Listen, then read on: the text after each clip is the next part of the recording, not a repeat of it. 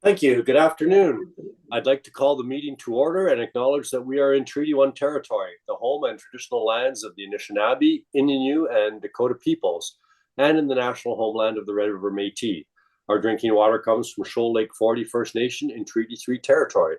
My name is Ian Mann, and I'm joined on the panel this afternoon in person with Mr. Doug Marks and via Zoom with Ms. Valerie Wareham.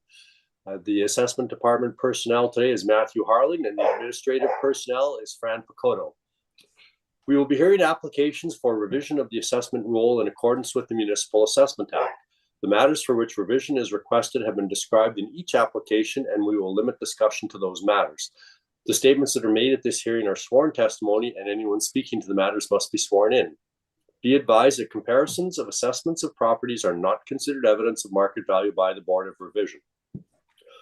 The Board of Revision is appointed annually by Council and is independent of it and the City Administration. It makes its decisions on the basis of the evidence provided at this hearing and issues a written order that will be mailed to all parties as soon as possible. Please note that the Board's decisions with respect to an application may be appealed to the Manitoba Municipal Board if the matter pertains to assessed value or classification, or to the Court of King's Bench if the matter pertains to the application of exemptions from taxation. Should you wish to appeal, information on how to do so will be included with the board's order. With respect to the hearing process, I will confirm the points of appeal with your property to be addressed with each applicant, following swearing in. We will then have the assessor's testimony followed by questions that the applicant may have, and then the applicant's testimony followed by questions. Each side will have an opportunity to summarize if they wish. Once all of the evidence about an application has been brought forward, the applicant may leave. The process will repeat for each item on the docket today. The session will close after all of the applications have been heard, and the board will deliberate in private and make its decisions. You will receive the board's decision by registered mail as soon as possible. As information, all public hearings are live streamed, recorded, and will be part of the public record. We will be hearing, I'm told, items 1, 2, 4, and 6 through 8, and number 10 on our docket today. Ms. Picotto, would you please affirm the assessors and the applicant's testimony? Mr. Assessor, please state your full name. Matthew Harling. Do you affirm that the evidence you're about to give at this hearing is the truth, the whole truth, and nothing but the truth? I do. Thank you. Mr. Applicant, please state your full name. Marcelo Navarro. Do you affirm that the evidence you're about to give at this hearing is the truth, the whole truth, and nothing but the truth? I do. Thank you. Then we will turn our attention to number 1 on the docket today. That is no street address, but it is on McKay Avenue, and the property type is a vacant residential. Mr. Harling, would you please introduce the property and provide us your evidence? Thank you, Mr. Chairman.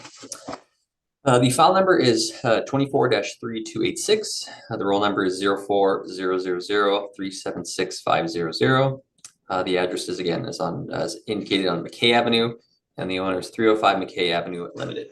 The 2025 roll year, based on a reference date of April 1st, 2023, is assessed at $192,000.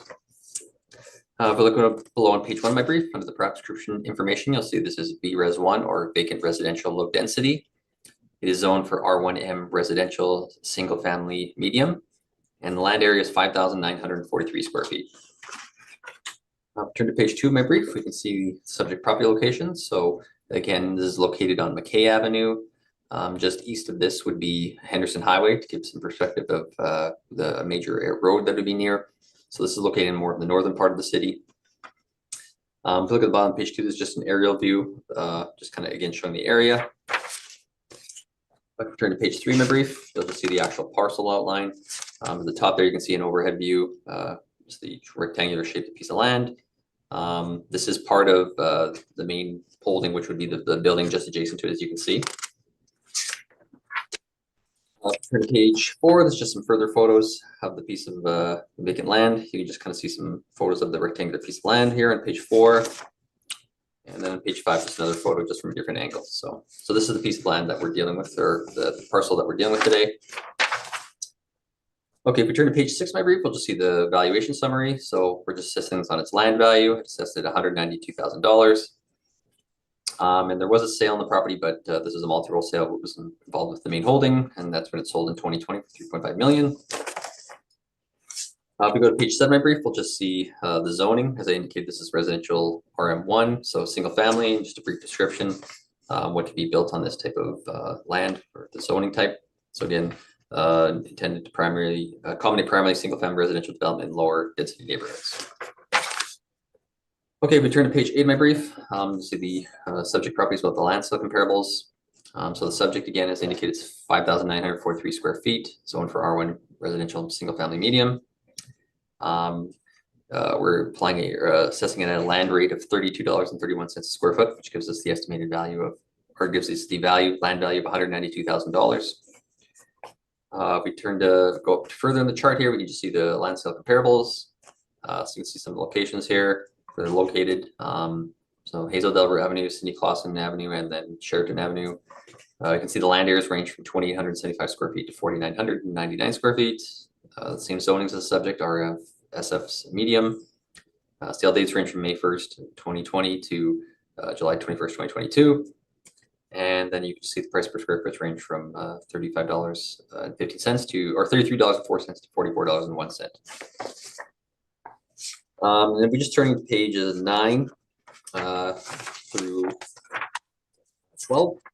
These would be just some photos of the comparables. So we're starting at comparable 1. So comparable 1 is on page 9, comparable 2 is on page 10, comparable 3 is on page 11, and then comparable number 4 is on page 12. So these are just some photos of the comparable properties or the sales that were applied.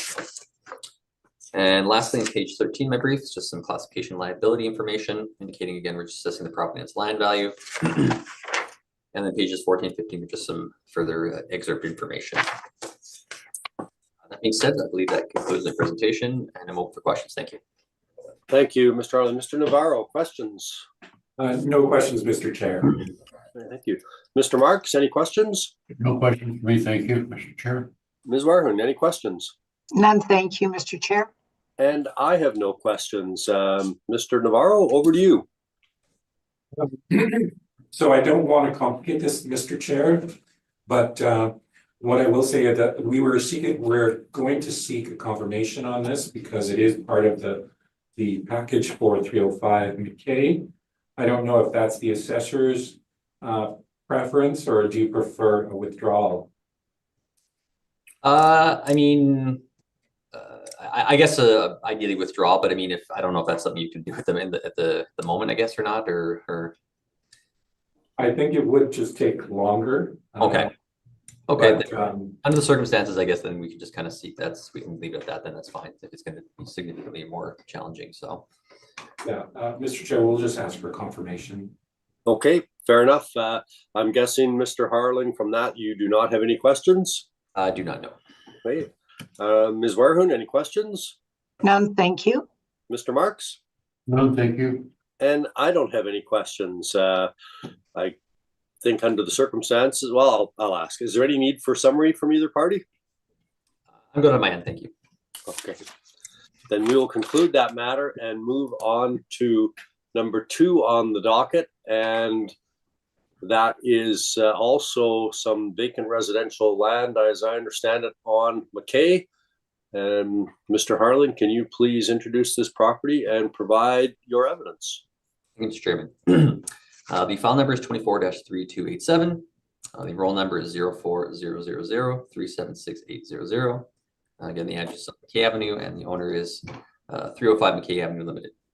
The 2025 roll year, based on a reference date of April 1st, 2023, is assessed at $178,000. If you look at page 1 of my brief, we'll see this is a vacant residential low-density land. It is zoned for R1 and single family medium, and the land area is 3,955 square feet. Okay, turn to page 2 of my brief. I'm not going to go into too much depth here because this property is just adjacent to the previous one we just heard, so it's in the same area as the previous property. So if you look at page 2, just the location, page 3, you can see the parcel outline, as I indicated, is just adjacent to the previous property we just heard. Again, just a piece of vacant land. Pages 4, 5, 6 are just some further photos of the subject, just from different angles. Page 7, I brief, is just the valuation summary, assessed again at $178,000. And there was the sale, which occurred part of the main holding, which I spoke to in the previous property. Page 8 of my brief is just the zoning, same zoning as the previous property, residential single family medium. Turn to page 9 of my brief, we'll just see some land sale comparables. Again, the subjects 3,955 square feet. We're assessing it at a land rate of $45.01 a square foot, which gives us the estimate, or gives us the value of $178,000. Then we just show the comparables here. 3 of them are the same comparables as the previous property, so they just you can see they range in 2,498 square feet to 4,999 square feet. Sale dates range from May 1st, 2020 to July 1st, January 17th, 2022. And the price per square foot range from $33.04 a square foot to $44.04. Pages 10 through 15, these are just some photos or comparable photos of the sale comparables. Very similar to the previous property we had dealt with. Page 14 of my brief is just the classification allowability allocation, just assessing on its land value. And then pages 15 and 16 are just some excerpt information. Being said, that concludes the presentation, and I'm open for questions. Thank you. Thank you, Mr. Navarro. I understand you have a position on this property as well. Same as the previous, Mr. Chair, we're going to be confirming, so I have no questions for the assessor. Thank you. Mr. Marks, do you have any questions? And none for me as well. Thank you very much, Mr. Chair. Ms. Wareham?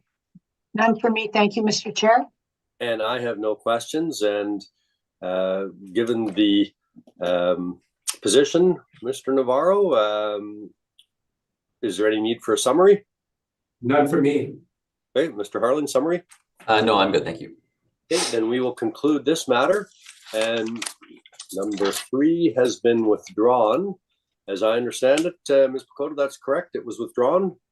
Yes. Yeah. Okay, so we won't deal with that one. We'll move to number 4 on the docket then. That's the street address of 900 Nairn Avenue. And let's turn to that. Mr. Harling, if you can please introduce the property and present your evidence. Thank you, Mr. Chairman. The file number is 24-2250. The roll number is 14093858200. The address is 900 Nairn Avenue. Excuse me, and the owner is Midland Foods Winnipeg Incorporated. The 2025 roll year based on reference date of April 1st, 2023 is assessed at $2,520,000. If you look under page 1 of my brief under the property description, we'll see there are 3 buildings on the property in total. It's 1 premise, it's a 1-story building. The actual year built range from 1965 to 1989, and we have an overall effective year built of 1979. The wall heights range from 12 to 28 feet. We have a land area of 40,315 square feet with a plan area of 18,812 square feet. This gives us a land to plan area of 2.14. And then lastly, we have a total leasable area of 18,812 square feet. Okay, so we turn to page 2 of my brief. We'll just see the requests for income information have been received here. There are no recent sales on the property, and we have no subject leases in place. We turn to page 3 of my brief. We'll just see the subject property location. So as indicated previously, this is on Nairn Avenue. So you can see here the little red dot where it's situated here. So just further down east would be Regent Avenue. So just to get an idea of where it's located. Again, in the northern part of the city. Page 4 of my brief. This is just an aerial view, just to show the property again, just a zoomed out image to show where it's situated on Nairn Avenue. Okay, now if we turn to page 5, you can see the parcel outline of the subject. So at the top here, you can just again see a zoomed out view where it's located on Nairn Avenue. And then at the bottom of page 5, you'll just see a further photo of the subject property, just an area view, just more zoomed in, just to get an idea of the building in its entirety.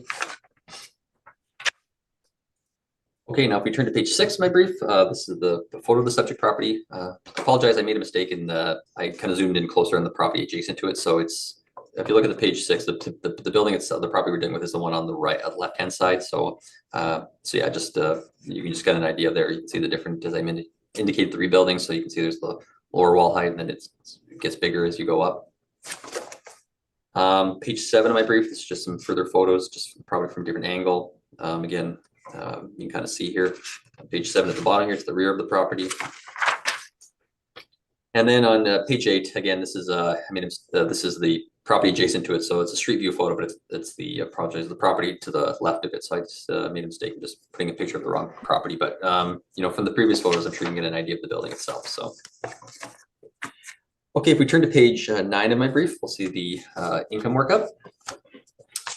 So we can see here we have the one premise here, and with a leasable area of 18,812 square feet, and we're applying a model rent of $9.27 a square foot, which gives us a potential rent of $174,387. We're applying 3% for vacancy, which gives us an effective gross income of $169,155. We're allowing 3% for non-recoverable expenses, as well as $4 per square foot as shortfall cost to cover vacancy, which then gives us an overall net operating income of $161,823. Lastly, we're applying an overall capitalization rate of 6.4%. And this gives us an overall capitalized estimated value of $2,528,000 rounded. Okay, if we turn to page 10 of my brief, you'll see the rent comparables. So you can see some of my rent comparables here. They're located here. So we have one on 1616 King Edward Street, 171 Cole Avenue, 1395 Napa Road, 130 White Road, 1100 King Edward Street, and 1256 Sherwin Road. So the lease start dates range from June 2019 to January 1st, 2023. Lease terms range from 1 to 10 years. Leasable areas range from 10,000 square feet to 21,080 square feet. We have wall heights ranging from 14 to 27 feet. Effective year builds range from 1960 to 1979. And the rents in place range from $9 a square foot, $9.20 a square foot, to $13.50 a square foot. These are the rent comparables that I've shown here that fall within the range of the subject property, the model rate we've applied. Okay, if we turn to page 11 of my brief, just the cap rate information. So again, as I indicated, we applied a cap rate of 6.40%. So looking in the industrial section under the city's 28th percentile. So the cap rate falls around with 6.4% with the cities, typically properties that fall within the 28th percentile. And if we look at some of the outside sources, the cap rate would fall within range of some of the outside sources as well. So, you know, some of the factors that would derive the cap rate would be factors such as, you know, the age, size, location. So those would be some of the factors that would derive cap rate and how we derive the cap rate. Okay, page 12 of my brief is just some Civil Assessment Act excerpt information. We turn to page 13 of my brief. We'll just see the addendum information. This is the income expense map that was provided. This property is owner occupied, so there won't be any, there's not a rent in place, but they've shown expenses on page 13.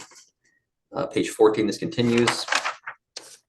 And then page 15, you can see here just the rent roll again, as I indicated, owner occupied, so there's no rent and not generating rental income. Now if we turn to page 60 of my brief, this is just a floor plan.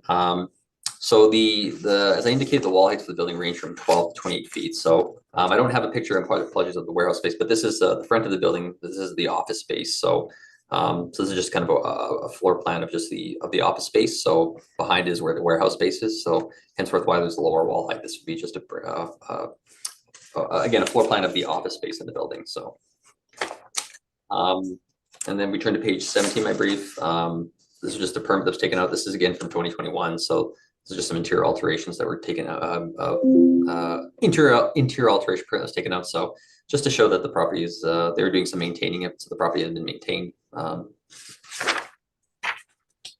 then lastly, on page 18 of my brief, this is just a breakdown of the building sections, just to show the different ages when the property was built. So as you can see here, there's 3 building sections.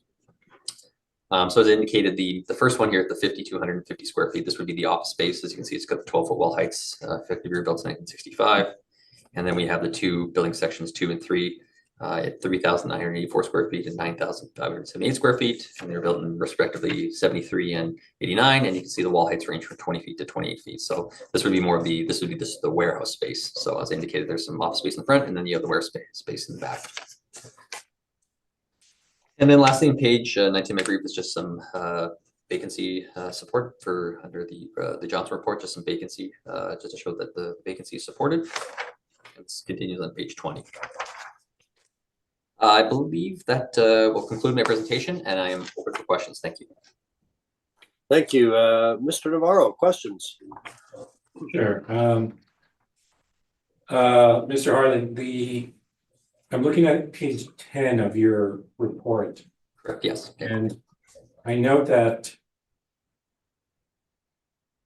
only 2 of the properties are close by, and those are 171 Cole and 1395 Niagara. I would say 1395 Niagara is not that close. Would you agree that for the most part, most of these properties are in different areas and would behave slightly different than where the subject is? Yes, I won't dispute. Yes, a number of the comparables are from a different location. Trying to find comparables of similar type of use, single tenant use and such, or single tenant use. But yes, there would be some variations based on location. Yes, there would be some differences. Yes. And to your knowledge, this is just used as a storage warehouse supporting the, I believe, the business right beside, correct? From my understanding, yeah, it's the Midland Foods. Like, I think it's like a wholesale grocer that they have in there. I haven't been in it, but yeah, that's what it's used for, though. Yeah. Okay. Those are my questions. Thank you. Thank you. Mr. Marks, questions? No, my question's been asked and answered. Thank you. Ms. Warren?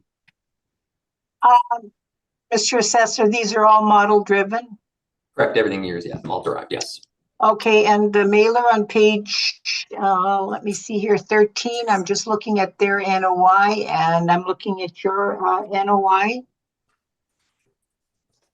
Yes, as I indicated, though, it's owner occupied property, so there actually is no rental income. So the NOI would be they're just showing the expenses, so that's why it would be showing like a negative value, but there's no actual income being generated, though. Yeah. Okay, thank you for the confirmation. Thank you.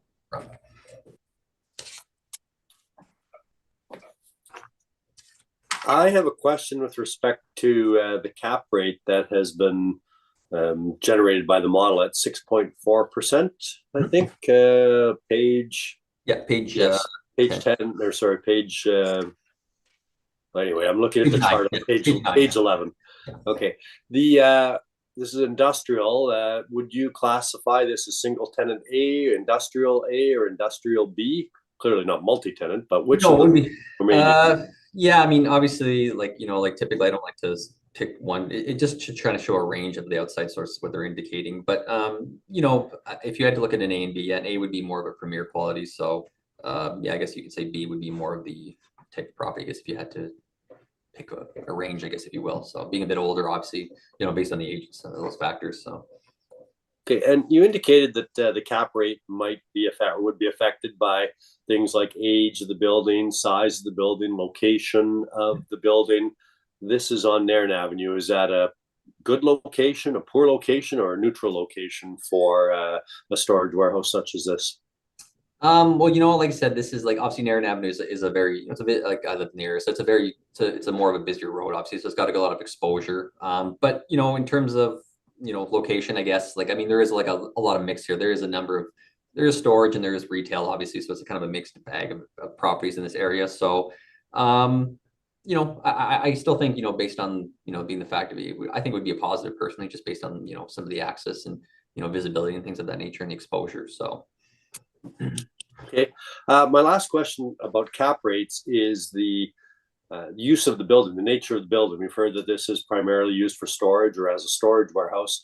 Does that positively or negatively affect the cap rate determination, or does it have any effect? In terms of like its use, you mean, sorry, or? Yes, yeah, the use of the building. I mean, I guess it really depends. I mean, that would be, when we're assessing, we're looking at more of the building, its potential, what it could generate in the open market or what it would sell for. So, when you're looking at use, like, that's more of like a business use. Like, I mean, obviously you could be using this for other things too, obviously. So, I don't know how much I'd put per se on the business, but I understand it is a storage warehouse, but yeah. Okay, fair enough. Thank you very much. I don't have anything further. Mr. Navarro, your evidence, please. Sure. So this is 900 Nairn. On page 2, you can see our summary for the property and a front-facing view. On page 6 and 7, you can see some overhead pictures. I guess what I would draw attention to is on page 7, you can see how the trucks are lined up on the side there in the loading facility. So I'm not going to say that this property can't be used for loading, although it's tricky. So one of the things that we obviously looked at was the land to building ratio, which is below 3. And from our perspective, this property does have some drawbacks in terms of that land to building ratio, and it can be seen directly in terms of the loading facilities there. Now, this property was built in 3 stages. The first stage came in 1965, masonry wall construction, 5,250 square feet. That's the original section. And the original section was only 12 feet high. In 1973, a metal frame structure came in, and that was 3,984 square feet with a higher wall height, 20 feet. And in the final section, with a wood frame structure built in 1989, with a gross floor area of 9,578 feet and 28 feet. And the city has applied an effective age of 1979. And below that, you can see the entire site is 40,315 square feet. It's C3 zoning, not necessarily industrial, but obviously there are some allowances given in terms of the potential uses, even in C3 zoning. So this building could be used for other things.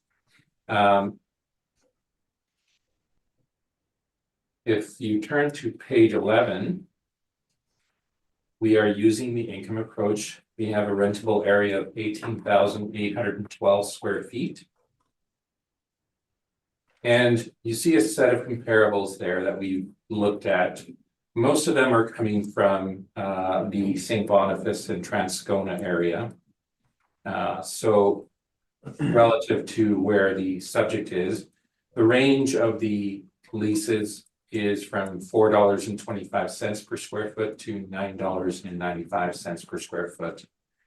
We've settled on a rate per square foot of $7.50 per square foot. In terms of vacancy, we have a vacancy of 4%. That's based on our study of industrial cap rates that's included in the report. However, Mr. Chair, I don't have any disagreement with the 3% vacancy that the assessor has applied. I revised that, and obviously it changes the entire valuation because I have to go and adjust all the figures after that. So I'm applying a 3% vacancy to it. That's down from the 4% that I went with. That changes the vacancy to $4,233. And that also adjusts the effective market income to $136,857. That change in vacancy also has an effect on the shortfall. So the shortfall changes to $2,257. The non-recoverable expenses of 1% change to $1,369. And other and structural, that 2% allowance changes to $2,737. The total of those allowances goes from $7,073 to $6,363. Now, when applied against the effective market income of $136,857, we get a net operating income of $130,494. We've applied a 7% cap rate to this property, and that works out to a value of $1,864,200, or $1,864,000 rounded. In the appendix, you will find the income and expense information that was submitted by the owner. So I am open for questions. Thank you. Mr. Harlan, have you any questions? Just maybe one or two quick questions. So just looking at some of your rent comparables on page 11, Mr. Navarro. I've just noticed, like I know they're all definitely close in the area, but most of them say like they're multi-tenanted. That's correct? Most of the comparables would be multi-tenanted, like in a building with multiple tenants and such. Correct. Correct. And also, like I know we've noticed the zoning is C3, so I know the zonings here. These are all M1 or M2 or zonings, correct? Correct. So I could have gone strictly with commercial C3 leases on Marin Avenue, but finding a perfect fit for the subject was difficult. So I went the next route, which is industrial properties that are in the vicinity. And the industrial properties, because they're coming specifically from industrial parks, the new St. Boniface Industrial Park, the Kernahan area, which is a kind of a Transcona industrial area. They would naturally have different zoning on them. However, when we get down to the basics of how much somebody would charge to rent an area like this, a storage warehouse area, and that's not to say that, for example, that we can't look at flex warehouses, because flex warehouses have that ability to be many things. That's why they are called flex warehouses. So I would say that most of these comparisons, except for the older ones, are like the extremely older ones. I believe we have one that's from 1961. Would have that ability to function as a storage warehouse or a flex warehouse. So we looked for rents specifically for space, similar space size. I hope that answers it. Yeah, no, that's good. And I just had one, I guess, quick follow-up one. It's on page 13 on your workout. So I know you kind of broken it down based on the different areas of when the building was built. So so obviously, like, you know, the building 1973, 1989, those are the warehouse space. Like the 1965, that's like the office space. You know, being office space, would the rent be higher potentially on maybe an office space than it would the actual storage warehouse space potentially, or no? Or would that have any differences or any potential or? No, I think for a one-use premise and single occupant, I think as a renter, you would be renting the entire space, and you wouldn't be allocating X amount for the office area and X amount for the storage areas. I think you just pay a flat rent for the entire space. And most industrial buildings generally tend to have office areas, and they range, I mean, on the high side probably to about 25%, but typically at least 10 to 15% of most storage warehouses and flex warehouses have some type of office area. So I don't think that they're negotiating different rates from that. I've kind of departed, I'm trying to depart from that practice altogether of staggering rents based on the particular areas, especially if it's a single occupant property. If it has the potential to become multi-tenanted, then possibly, but I think this has traditionally always functioned as a single tenanted property. Okay. Those are my questions. Thank you very much.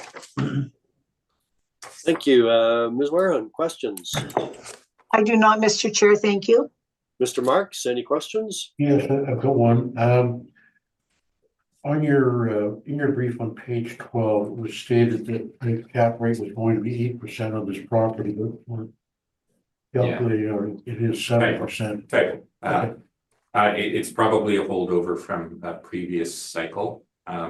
So these are templates and we just update them, and sometimes we miss some of the parameters that are listed in there. But in this income summary, you see the actual cap rate that we went with, 7%. So Okay, that was my only question. Thank you very much. Yeah. Thank you. I've got a question with respect to your page 11, the least comparable information. The rents, you've got the net rent per square foot, and then you've got stepped rent. On a number of the properties, it indicates, yes, stepped rent start at 2022. The quoted rates on the net rent per square foot, is that before the step takes effect or the increase, or is that subsequent to it? no, that is the stepped rent. That is the stepped rent. Okay, so that rent would be effective as of the dates. Exactly. Okay. Okay, thank you. I just wanted that clarified. That's my only question with respect to that.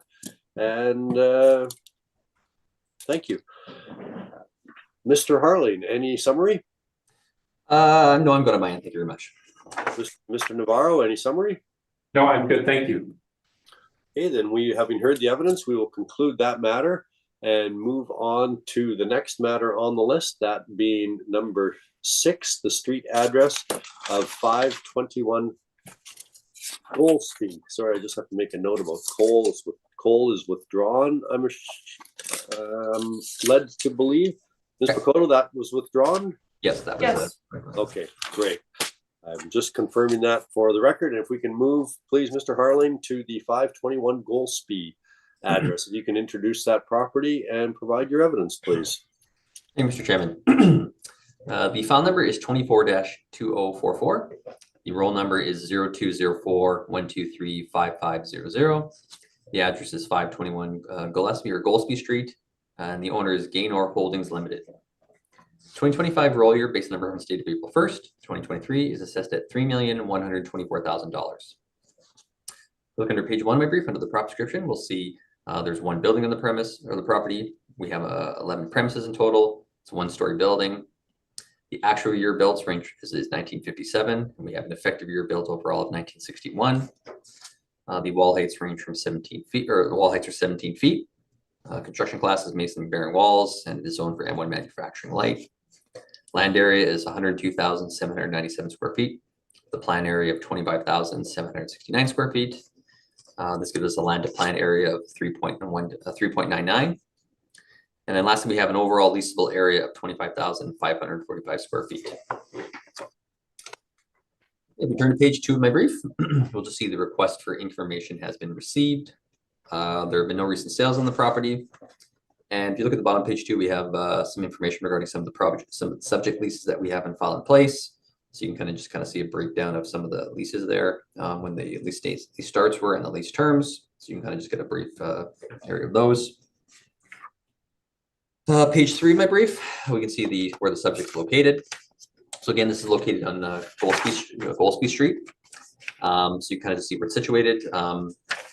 Just east of this street, just going down, where Monroe Avenue is just south of the property. And then if you keep going down that, eventually you would hit Henderson Highway to get a idea where it's located. And just east of the property would be the main roadway, would be Gateway Road. So if you look at the bottom of page 3, you can see a picture of, or an idea where the subject is with a little red dot here. So again, you can see Gillespie just comes off of Monroe here, and then it goes, eventually it goes down, it turns into Watt, and it ends, if you're going north, it ends, that's where it ends. Okay, so if you turn to page 4 of my brief, you get an idea of where the subject's located here. So as you can see in the parcel outline, so again, we have Gillespie or Goldsby Street right here on the right, and then Dobie Avenue as well. So another access point here. So now if we turn to page 5 of my brief, you get some more another photo of the subject. Again, just the parcel outline, just to show the property in its entirety. And if we look at the bottom of page 5, now you just get another view just to see the building. Again, this is like a flex warehouse building, a multi-tenanted building. If we turn to page 6, you'll just see another photo from the subject. Just zoomed in, you can see the rear of the property. And the bottom of page 6, you'll just see more closer image of the subject, just from the front, facing Dobie Avenue. And then page 7 of my brief, you'll just see another photo from just a different angle. And then at the bottom of page 7, this is just a street view photo, just to show the subject and how it's situated. And you can see here it's just a multi-tenanted building. And then lastly, on page 8, this is just another photo, some further street view photos, just going from the property, just to show the building in its entirety, and just some further photos of it. Okay, now if we turn to page 9 of my brief, we'll see the income workup. So we classify this as a flex warehouse. You can see there's a number of premises on file. We have 11 in total due to being a multi-tenant building. So you can see the leasable areas range from roughly 935 square feet up to 5,393 square feet, which gives us the total leasable area of 25,555 square feet. You can see the model rents here range anywhere from $7.86 a square foot to $9.04, which gives us a potential rent of $213,214. And we're using an overall blended rent of $8.35 a square foot. So yes, so now we can see here the potential rent, as I indicated, $213,214. We're applying 1.5% for vacancy, which then gives us an effective gross income of $210,016. Applying 3% for non-recallable expenses, as well as $4 a square foot shortfall. This gives us an overall net operating income of $202,183. And then lastly, we're applying an overall capitalization rate of 6.55%. This gives us a capitalized value of $3,086,763. And then at the bottom here, you can also see additional building value of $37,000. This is we're accounting for, there's actually an antenna on the property, like a antenna tower. You can kind of see it on page 8 in the corner there. I believe if you look also on pages 7 at the top, you can kind of see it there. So that's where the additional building value is coming from, the antenna. And if you take the capitalized value plus that additional building value, this gives us an estimated value of $3,124,000.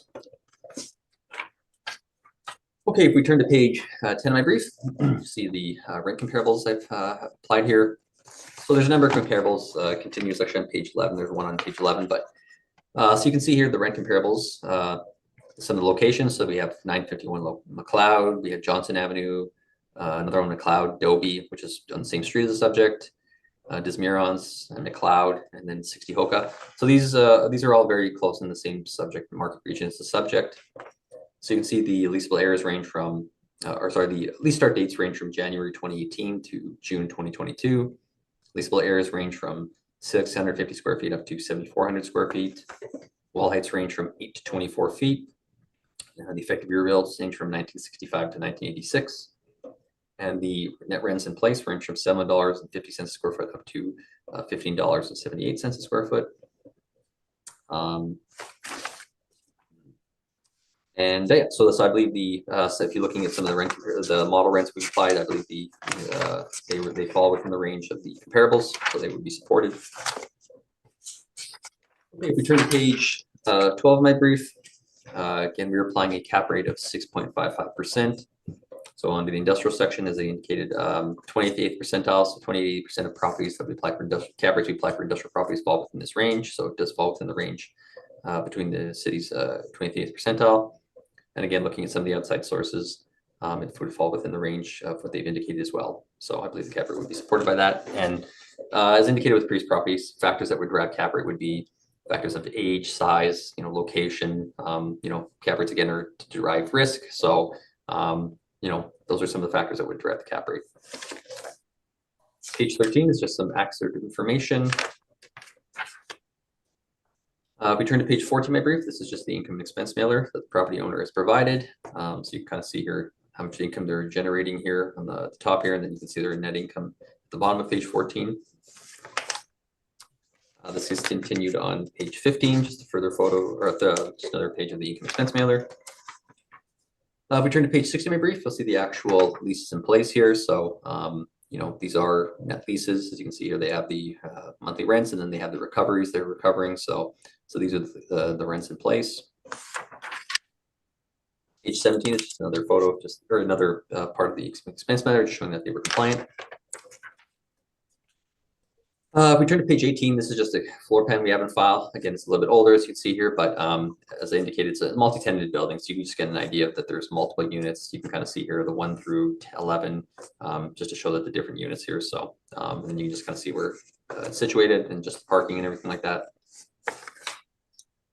And then lastly, page 19 is just a vacancy report, a jumps report, just to support the vacancy we've applied.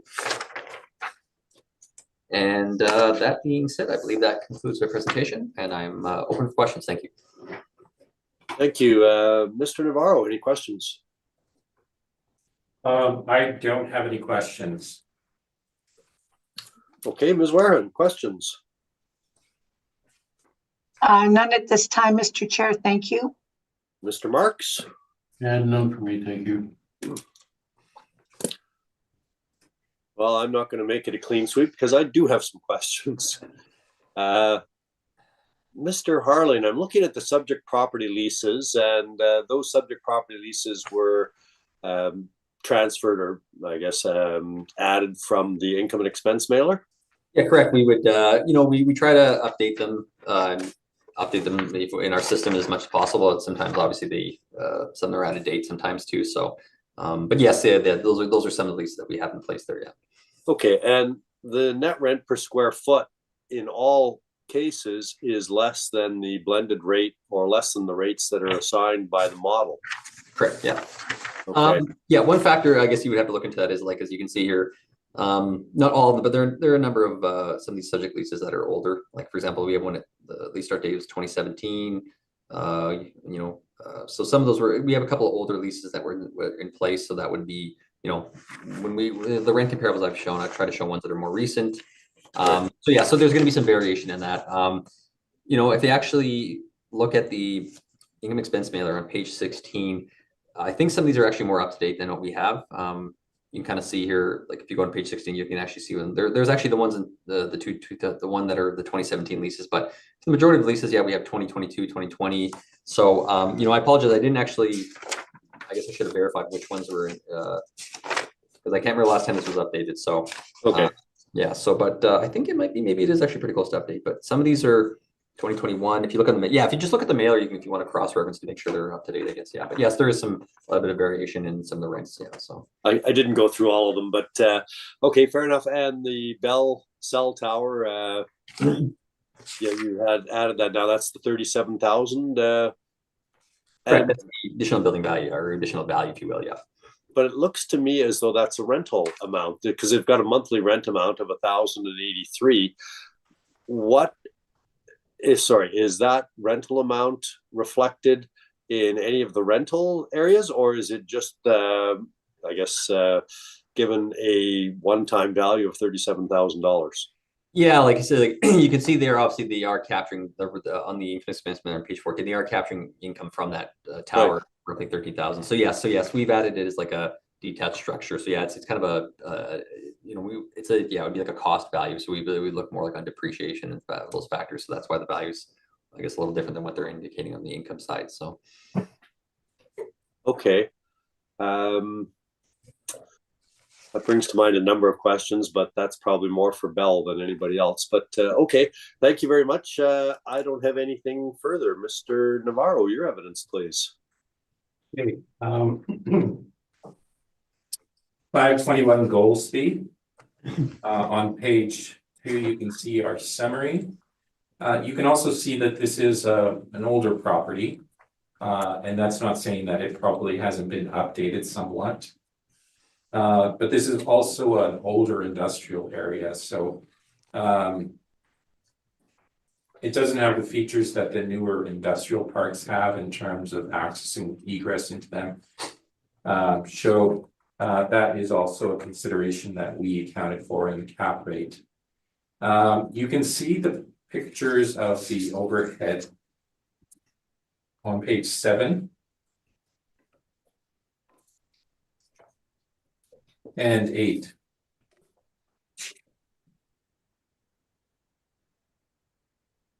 Also note that the height of the walls are 17 feet high. That is low by today's standards. So it is something that we also point out. On page 12, you can see how I came up with a rent for this property. So we have 25,645 square feet. We have a rental rate per square foot of $7.71 and a potential of 197,646.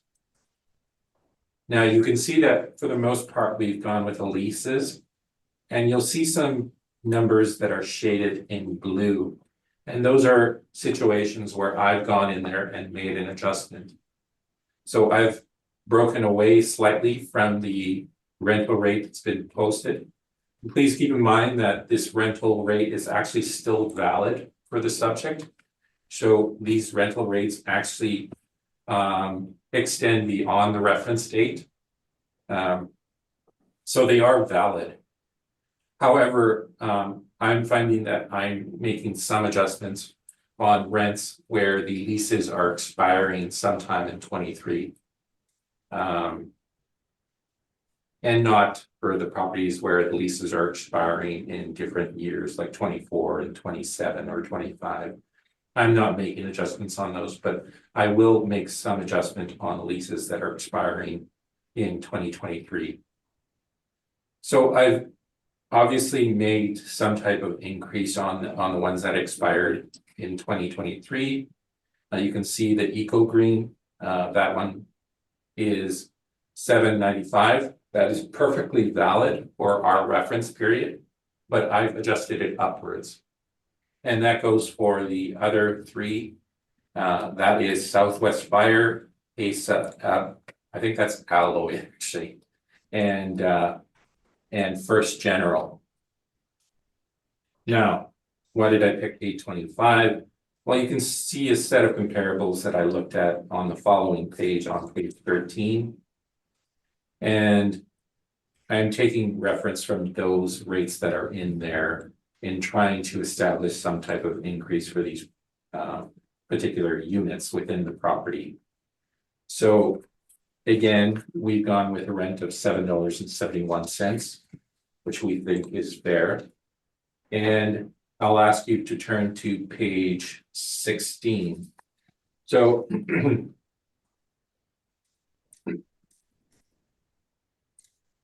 as you know, with one of the previous properties, I decided to actually default to the assessor's vacancy. And I think I will actually do that again. And the end result was rather odd because I went through this exercise and found myself actually just within a few $100s of the net operating income reported by the cap rate or reported by the model. So we have a potential income of $197,646. This is on page 16. And that's based on $7.71 as the rental rate per square foot. The change comes with the vacancy allowance. So I'm okay with the 1.50 that the model is suggesting. And that changes the math going forward. So rather than having $6,918, we have $2,965. That's $2,965. And that brings the effective market income up from what we originally thought. So the effective market income is $194,681. Now, as I said, it changes the math going forward. So the shortfall is going from 3,590 to 1,599. Non-recoverable expenses are going from 1,907 to 1,947. And the other structural is going from 3,815 to 3,894. Now, you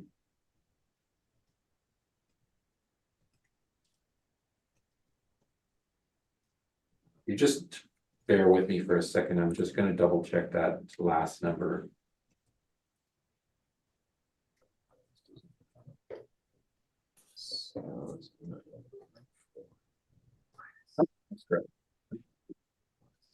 So the total allowance, expense allowance is $7,440 now instead of $9,312.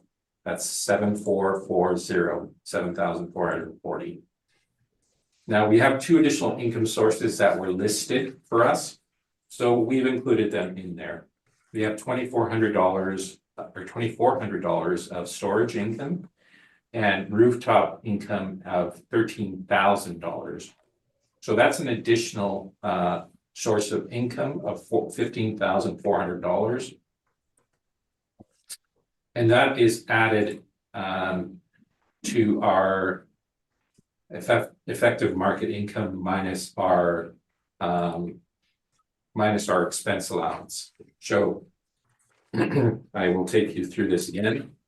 $194,681. That was our effective market income with the change.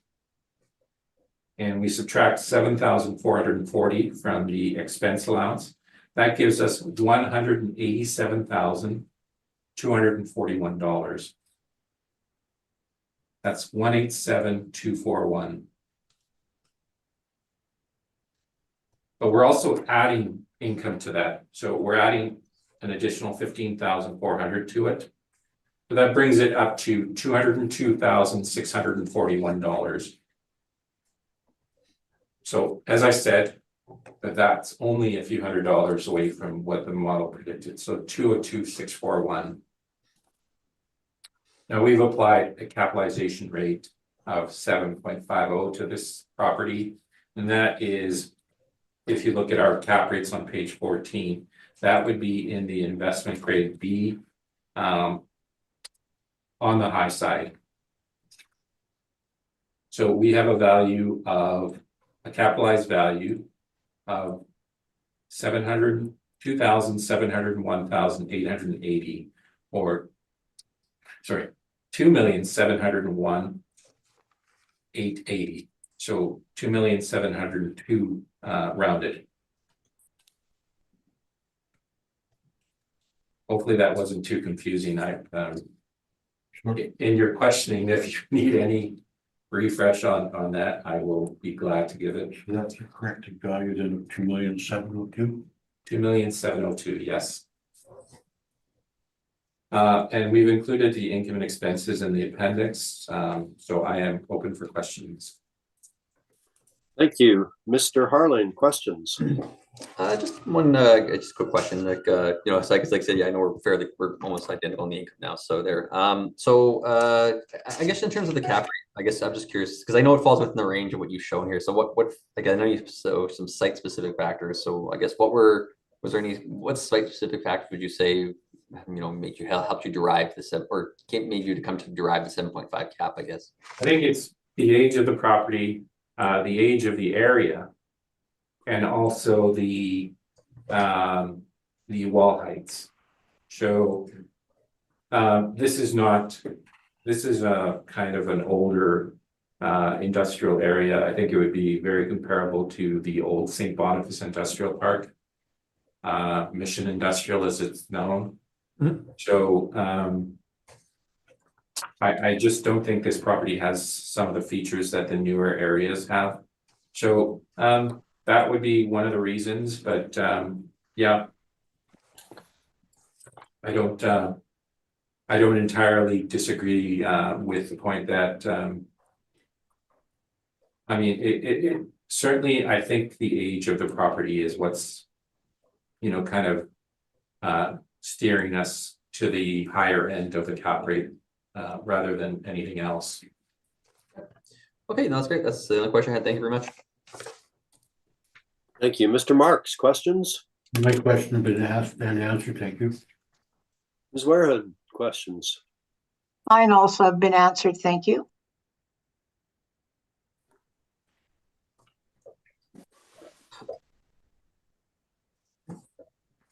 When I'm Mr. Navarro, I'm just trying to find the length of terms of the leases here. The leases all look like they're around 3 to 5 years. Yeah. Okay. As far as strength of covenant goes in calculation or in determination of cap rates, would a 3 to 5 year lease, would that lead to belief in a strength of a covenant, or is that something on the fact that the leases have been renewed? Probably would, but generally speaking, 3 to 5 years, is that something that would be considered as a positive for a strength of the covenant, or is that too short for that? Well, the only thing worse would be 1 year or month to month, but no, 3 to 5 years is typical, but I don't think that's a strong covenant. Strong covenants are probably 10 to 15 years plus. Okay. So, yeah.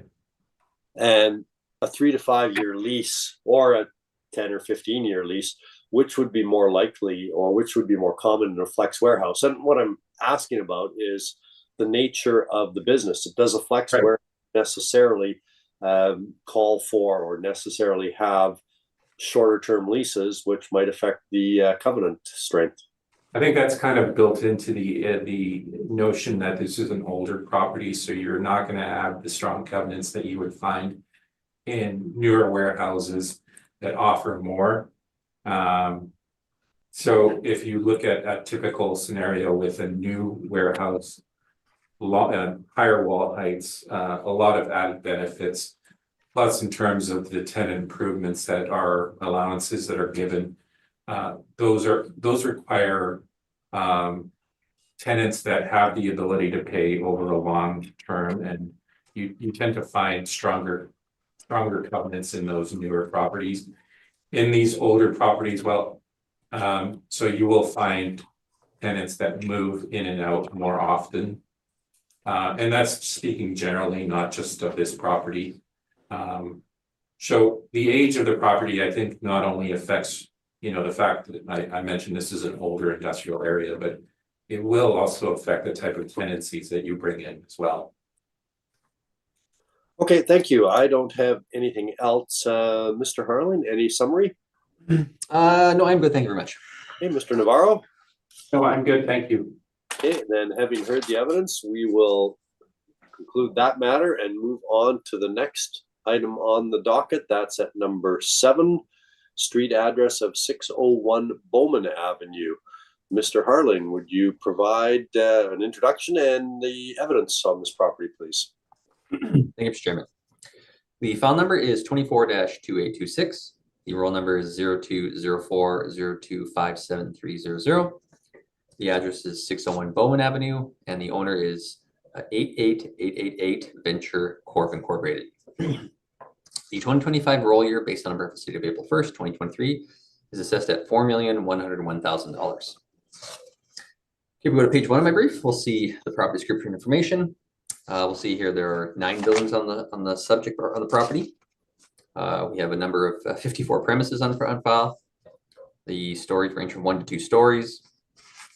The actual year builds range from 1912 to 1981, with the which is similar to the effective year builds from 1912 to 1981, and we are using an overall effective year built of 1948. The wall heights range from 9 to 22 feet. You can see the construction classes: wood framed and steel frame exterior walls. It is zoned for M1 manufacturing light use. The land area is 423,108 square feet, with a plan area of 140,455 square feet. This gives us a land to plan area of 3.01. And then lastly, we have an overall leasable area of 142,775 square feet. Okay, if we turn to page 2 of the brief, we'll see the request for information had been received. Property last time sold was 2001, so there have been no recent sales, and we have no subject leases on file. Okay, so we turn to page 3 of the brief, we'll see the subject location. So this is actually in this very similar area to the previous property. It's located in that, just east of here. You can see this is Raleigh Street. It's in that North Kildonan, East Kildonan area. You can see where Monroe Avenue is where the previous property was, so it's not that, it's in that same market region. Okay, if we turn to page 4 of my brief, you can get kind of just a brief overview of the subject, of kind of where it's located here. All right, now if we turn to page 5, this gives you the better idea. This will give you a better reflection of the subject property and where it's located. So you can see the parcel outline here. As I indicated, there's a number of buildings on the properties you can see here. So they also have this little, if you look just below in my brief, you'll see a kind of a little triangular shaped piece of land. That's another piece of land that they own part of there. In between those parcels, that's a city-owned piece of land as well. So I'll just note that. But so you can just kind of see the parcel in its entirety. So you can see here where it's situated here. It is there are a number of industrial properties to the right, but it is in that same area's vicinity is kind of a there's a mix of residential and some industrial in this area. So and in terms of access, if you look at the very top left-hand corner, you can see Watt Street. So Bowman Avenue would be the main access point to get to the subject. Off of Raleigh, I know there is like a gravel road there you can access it from. I'm not sure if they use that as a main access point or not, but because you do have to cross through this piece of land that's city owned, but I don't know the specifics of that. But I've been to this property before, not recently, but I've always come up from off of Watt Street to Bowman Avenue. So this gives some background information. Okay, so if we turn to page 6, you'll get a further, just another photo of the subject. Again, more zoomed in, so you kind of see a better idea of the property itself and some of the buildings on it. Page 7, this gives you again another better view, just again show all the buildings. As you can see, there's multiple buildings here. You know, I've been in this property before. Like I said, I've done some inspections and such. So it's definitely a lot of, you know, there's a combination of a lot of older buildings and a number of tenants, or a number of premises there, because there's a number of tenants in this property. So, okay, if we turn to page 8, there's just some further photos. Again, just trying to give you some more photos of the property in its entirety. At the bottom of page 8, this is another photo just facing, this would be towards Bowman Avenue again. And then on page 9, it's just again another photo. This would be facing Bowman Avenue. Okay, now page 10, this is these are just some more zoomed in photos of each of the buildings, just to get an idea of all the buildings on the property. So at the top of page 10, this is coming off of Bowman Avenue. Bottom of page 10, this would be just right of the previous properties here, you can see. And then page 11, this is just some further photos of the properties just adjacent to the previous building on page 10. So yeah, you can see there's a number of buildings, you know, and there's a number of types of building shapes. So it's a unique property in a sense of all the different types of buildings on it. Okay, so if we turn to page 12 of my brief, as I indicated, there's a number of premises here. So it actually starts on page 12 and goes all the way to page 13. So I believe there's, like as I indicated, 54 premises in total in file we have. It can be challenging trying to keep up with all the different tenants in this property. I can assure you from that, from my experience in the past with dealing with it. But so you can kind of see here the ranges. So they range in size of as small as 100 square feet, whereas the largest, I believe 10 here is roughly about 11,000 square feet we have in file. So the majority of them are obviously smaller units. You can see 1,200 square feet, 2,400 square feet. So so the majority of the spaces are smaller. I think there's 13,000 would be the biggest. But if we go to page 13, we can kind of just see the overall, again, total leasable area is 142,775 square feet. And you can see the rents in place range from anywhere from you know, $5.41 model rates to as low as $2.90 a square foot. So it is an older property. There's a number of older buildings, so that's why there's the range of areas and sizes. So so I'm mindful of that. So we have an overall potential rent of $540,784. And I can tell you we're using an overall blended rent of all the premises in total and all the rates at $3.79 a square foot. So that's the overall blended rent for all the premises. So as indicated, the potential rent is $540,784. We're allowing 17% for vacancy loss. Now this property, a lot of the tenants that are in here are month-to-month basis. So, you know, there's a lot of vacancy issues that we've, you know, this property's experienced in the past. You know, we don't have an actual, unfortunately, rent roll of that, but they're all month to month. So we're mindful of that. And they've had some vacancy issues over the years. So henceforth, we applied a higher vacancy. So this would be much higher than the typical market vacancy. But so we acknowledge that at the 17%. So this gives us an effective gross income of $448,851. We're allowing 3% for expenses or non-recoverable expenses, as well as $4 a square foot for shortfall. This gives us a net operating income of $338,298. And then lastly, we're applying an 8.25% cap rate, which gives us a capitalized estimated value of $4,101,000. Okay, so we turn to page 14 and 15 of my brief. These are just some rent comparables. You know, I'm not going to go through them all because there's a number of them, obviously. So I try to find comparables in the similar area, similar type of flex warehouse buildings. You know, so they range anywhere from here from 750 square feet up to 11,088 square feet. Wall heights range from 11 to 24 feet. Lease start dates range from June 2018 to October 2022. Effective year bills range from 1956 to 1982. So like I said, some of these are in the same area, some of these are outside the subject region. So I'm mindful of that. You know, it's a unique area because like we're mindful of the fact of some of the conditions and the quality issues of the property. So henceforth why we used a lower rate per square foot for the overall area. But these are just again sample of the subject property or the lease comparables I've applied here. Okay, now if we turn to page 60 of my brief, in terms of the cap rates, we've applied a cap rate of 8.25%. So obviously this is going to fall outside the 25th percentile, and it's going to fall outside the range of some of the outside sources. The reason for the higher cap rate would be due to, you know, the factors of the, you know, as I've kind of listed and we've seen in the pictures, the age, size of the building, the location.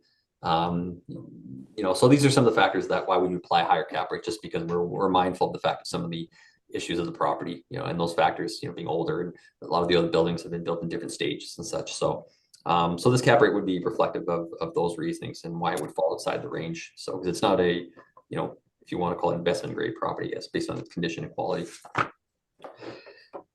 Page 17 is just some municipal assessment accuracy information.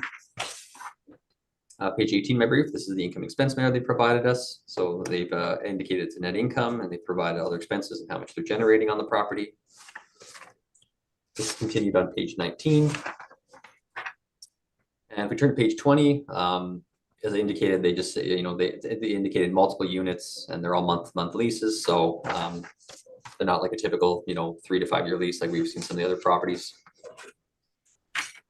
If we turn to page 22 of my brief, this is just a kind of an older floor plan I was able to find on the property. So it's obviously it's been hand drawn, as you can see, but you can see here kind of all the different roads that have been driven in here. So you can kind of see here, you can see the buildings, how there's a number of buildings here, a number of units. So there's a lot of smaller units. You can get an idea of on page 22 at the very right-hand corner of the middle. That's where Bowman Avenue is. So that's one of the main access points. And then you can kind of see how to get to the different buildings on the property. So page 23, these are just the building sections because they indicated there's a range of ages. So, if you want to just kind of get an idea, you can see when the oldest were built, like we have 65,000 square feet built in 1912, and then it goes up from there. We have 1947, 1964, 1966, 1978. So this is just the different stages of when the buildings were built. And fourth why we're using an effective year built in 1948. So obviously there's older space, there's newer space. I kind of wrote down, I didn't write this down, but roughly 58,000 square feet is built between 1964 and 1981, and 19,000 square feet was built between 1947 and 1949. And then obviously the 65,000 square feet was built in 1912. So there's a range of areas based on different ages. So this continues on page 24. You can just kind of see some of the final buildings here. And then lastly on page 25 is just some information regarding vacancy, but as I indicated, we've applied a higher vacancy just due to some vacancy issues. So that being said, I believe that concludes my presentation, and I'm open for questions. Thank you. Thank you. Mr. Navarro, questions? I don't have any questions. Thank you. No questions, okay. Mr. Marks? Yes, just one on the cap rate. Where did you derive the 8.25% from? Well, like I said, the reason for the higher cap rate would be due to the factors of the age and the size and the location of the building. So when it comes to our cap rates, like obviously, this is being an older building, a lot more of their issues, we would apply a higher cap rate just to reflect some of the issues with the building. So I understand it falls at some of the ranges of the outside sources, but like I said, I think it's warranted just based on the age and the condition of the building. So those would be factors how we derive the cap rate. So. Okay, thank you. No further questions. Thank you. Ms. Warren? No, my issue was with the cap rate also, but I think the assessor explained it well. Thank you. Yeah, thanks. I have a couple of questions about the cap rate and the buildings as well. You indicated that you had been out there on inspections to 601 Bowman, to the subject property. When was the last time you were out there, Mr. Harlan? Myself, it's been a number of years, but we have other valuation personnel that have been to it more recently. So like typically when it comes to we try to update the business assessment. So we'll go out there and try to keep up to date with the records of who's moving in and out. It's like I said, it's a unique property in the sense it's got so many, so many premises or so many, units. Try to keep up with it can be challenging, but I actually live in the area. So I drive by it quite really frequently. So, it's definitely an older property. It's got some issues. So I'm not gonna dispute that. And I think that's why that's why we've applied the higher cap rate. But it still has use. I mean, obviously there are tenants in there that need to use the space, so it still has, use. And, but some of the expenses you can see on the mailer too would be a bit higher too. So they're trying to maintain it. It can be very expensive, obviously too. So I'm mindful of that, but. Okay, so is there power and heat and water to all of these buildings? In terms of, as far as I know, I believe there should be power. In terms of specific individual units, I don't have the exact information on all. As far as I know, I could kind of, I know I believe there is water and electricity for the most part. I don't have that information at this moment. I could do some digging to find out, but no, fair enough. It was just a lead following along from the building condition.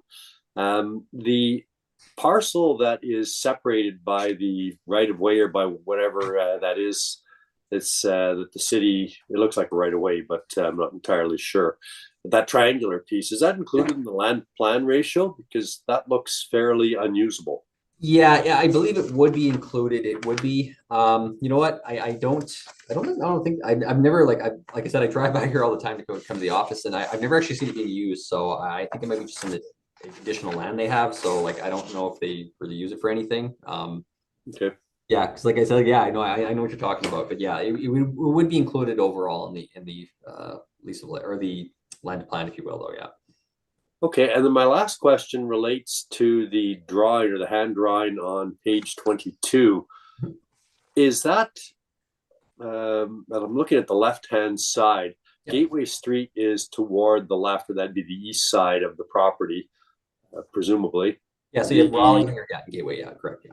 Okay, is there access from this property directly to Gateway or Raleigh Street rather, not Gateway, to Raleigh? Well, yes, if you look at actually at the bottom of the picture, on the you'll actually see kind of like a little piece of little text here. If you can zoom in, it says entrance exit. So like I said, every time I've come to the property, I've actually always coming off of Bowman Avenue. But you know, when you pass by here, there is a gravel road. You could technically get access to it. You'd have to. Oh, that's the gravel. Okay, that's the Yeah. gravel road you were Correct, mentioning. that's the gravel road. Yeah, like that I was said, Truman Street that you were talking about before. But okay, thank you. I've got this, I guess, located in my brain now a little bit. So thank you for that. I don't have any more questions. Mr. Navarro, your evidence, please. Okay, this is 601 Bowman Avenue. If you turn to page 6, you can see an overhead view. And I believe there is at least 2 access points into this property. So the only drawback is that you're going through residential neighborhoods to access this area. So it's, I mean, in general, it's not easily accessible. I'm not sure if there's actual access through Raleigh. I don't know if the assessor answered that. Yeah. Yeah, there is. That's the gravel road, I think he Okay, said. so yeah, then there would be possibly a third point.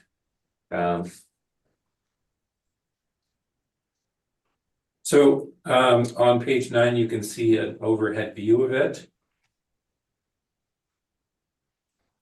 And it is a mishmash of different buildings. On page 8, you can see the how this was all mended together. So we have at least 9 buildings here. And we have the first one, which actually makes up the largest part of the entire structure or entire complex. So the largest section was built in 1912, wood frame, 65,216 square feet with a 16-foot wall height. The next sections, I mean, the following ones are built between 1947 and 1981.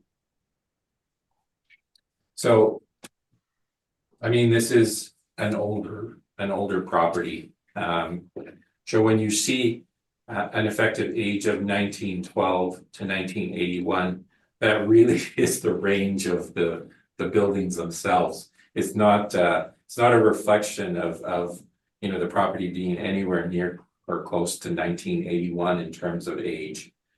In fact, there were 3 buildings that were built in the 1970s and early 1981. They're a good size, but again, the bulk of the property is quite old.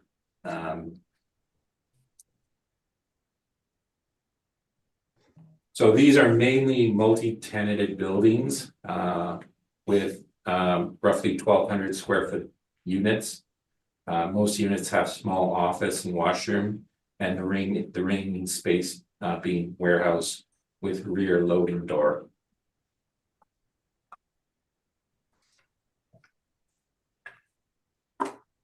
As you can see on page 9 at the very top, all tenants pay on a gross rent basis, and most terms are month to month. In some cases, the tenant may pay recovery on water and or hydro. So, apart from the fact that the building is a bit of an oddball, I mean, the leases are kind of structured not in a very typical way, and they are all month to month. So seeing an entire building that is made up of month to month leases, well, you're obviously gonna have vacancy issues and turnover. Because people come in, they come out, they come in, they come out. And to find a rent for something like this, I mean, I looked at the assessor's comparables and really none of them are really appropriate for the property. So the model obviously predicted something lower than most of the comparables in the assessor's list. In fact, I think it's lower than all of the assessor's comparables. But that said, I don't think any of the comparables are really appropriate. And I couldn't really find any type of building that would suit this one in terms of comparison's sake. So I just didn't look at it.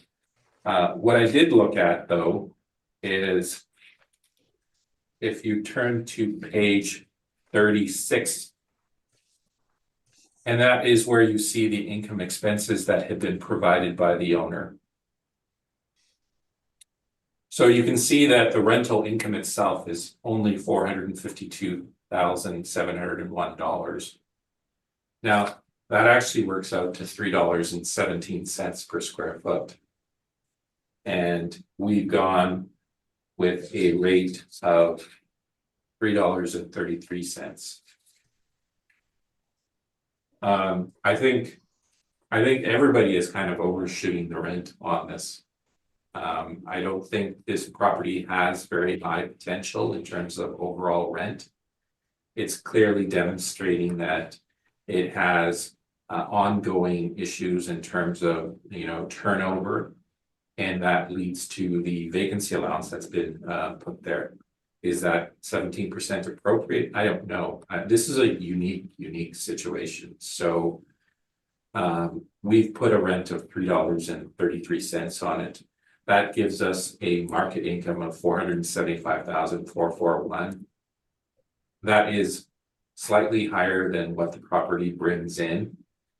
And with that 17%, we get an effective market income of $394,616.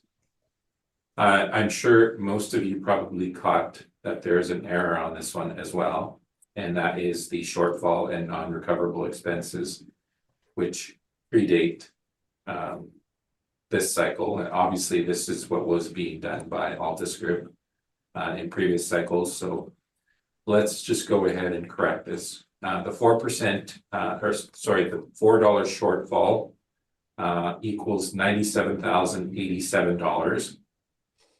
The 1% non-recoverable equals $3,946. And the 2% structural other, that is $7,892. No, that can't be right. Oh yeah, that is right. $7,892. The total expense allowance is $108,925, $108,925. And that would bring the net operating income, where we deduct the effective market income by the total expense allowance of $108,925 to $285,691.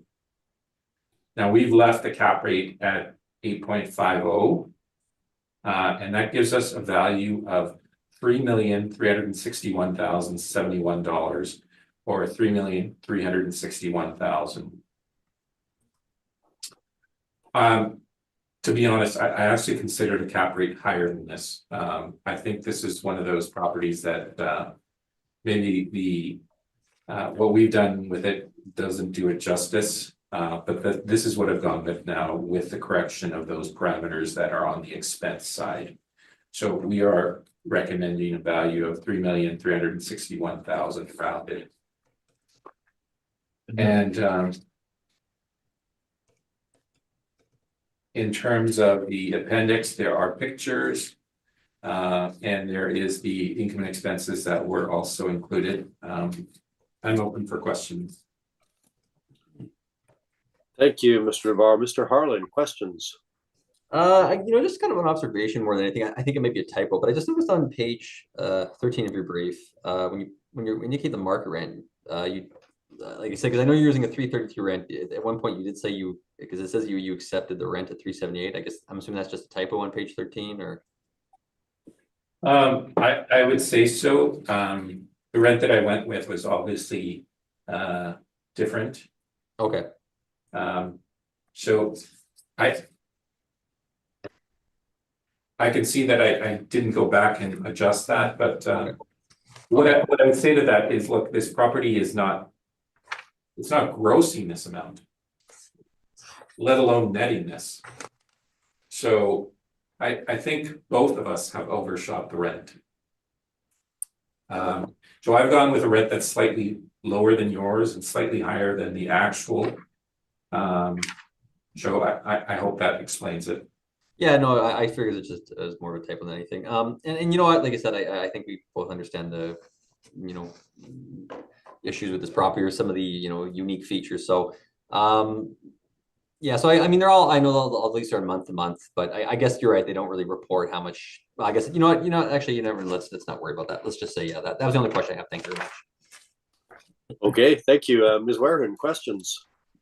Yes, just for confirmation, your NOI again, your figures? So the net operating income after the corrections I've made is 285,691. That's 285,691. And you're staying at the 8.5 cap? Yes, and that produces a value of $3,361,071, or $3,361,000 rounded. Okay, thank you. No further questions, Mr. Chair. Thank you. Mr. Marks, questions? My question's been asked and answered. Thank you. I'm just, I'm not trying to nitpick here, Mr. Navarro, but just some clarification. I'm looking at page 15, and you've used an 8.25% cap on the reconciliation there, and the next page you move to an 8.5% cap. Yeah, I think what happened with this brief is that most of the content is actually coming from a previous cycle. Okay. So, with every property, we actually revise the valuation and evaluation sheet. And that is what actually gets thrown into the income summary. But the income summary actually had an error in it too, because that was the expenses. Okay. That were from the previous cycle. So the capitalization rate that you are using in your new income summary is the 8.5%. Yeah. Okay. Okay, great. Thank you. Got that clarified. I don't have anything further. Mr. Harling, any need for summary? No, I think I'll just leave it at that. Thank you very much. Okay, Mr. Navarro, summary? No, I'm good. Thank you. Okay, I see it's 2:30. Is it okay if we take 5 minutes, or does anyone want more than 5 minutes for a bit of a break before we finish the last couple of properties? 5 minutes, okay? Sure, 5 minutes, good for me. Okay, let's come back around 2:35 then. Okay. Thank you. I'd like to call this meeting back to order, please, and move to number 8 on the docket. That is the street address of 287 Riverton Avenue. Mr. Harling, if you could introduce that property, please, and provide your evidence. Thank you, Mr. Chairman. The file number is 24-3654. The roll number is 14091446000. The address is 287 Riverton Avenue, and the owner is All Red Cop Ltd. 2025 roll year based on a reference date of April 1st, 2023 is set at $4,362,000. We look on page 1 of my brief under this property description information. We'll see some information about the property. So there are 8 buildings on total of all the property. There's 8 buildings total. There's 2 premises on file. It's a 1-story building. Actual year builds range from 1930 to 1992, which is the same as the effective year built 1930 to 1992, and we're using an overall effective year build of 1958. If you look at the wall heights, they range from 10 to 32 feet. The construction class is masonry bearing walls and is zoned for M2 manufacturing general use. The land area is 88,496 square feet. We have a plan area of 66,218 square feet, which gives us a land to plan area of 1.34. And then lastly, we have a leasable area of 68,586 square feet. Okay, we turn to page 2 of my brief. We'll see the request for information has been received. There are no recent sales in place, and we have no leases in file in place on our system. Okay, so we turn to page 3 of my brief. You can get an idea of the subject property, where it's located. So like some of the other properties, this is located similar to the previous property we're speaking to. So this is located just off of Stadacona Street, which would be again in the Elmwood, East Kelowna area of the city.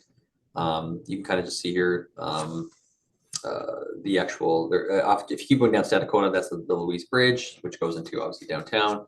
And then just east of this would be on the other side of the river, would be obviously you can see the bridge, or the Israeli bridge would be just right there. So you can kind of idea where it's located.